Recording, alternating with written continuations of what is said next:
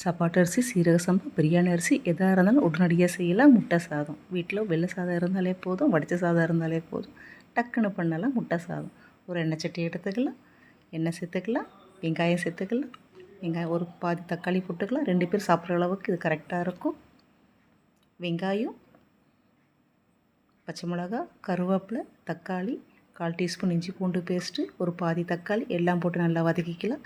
கரம் மசாலானா கரம் மசாலா சேர்த்துக்கோங்க, இல்லைனா சிக்கன் மசாலா கொஞ்சம் சேர்த்துக்கோங்க. வெறும் மிளகுத்தூள், சோம்புத்தூள், சீரகத்தூள் எல்லாம் 1/4 டீஸ்பூன் காரத்துக்கு ஏற்ற மாதிரி சேர்த்துக்கோங்க. ஒரு 3 முட்டையை அதில் உடச்சி ஊற்றிக்கலாம், 3 to 4.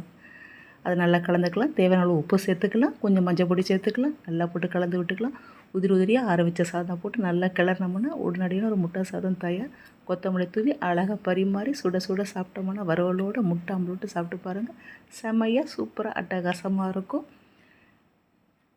முட்டை சாதம் பிடிச்சிருந்தால் லைக் பண்ணுங்கள், கமெண்ட் பண்ணுங்கள், ஷேர் பண்ணுங்கள். மறக்காமல் சேனலை சப்ஸ்கிரைப்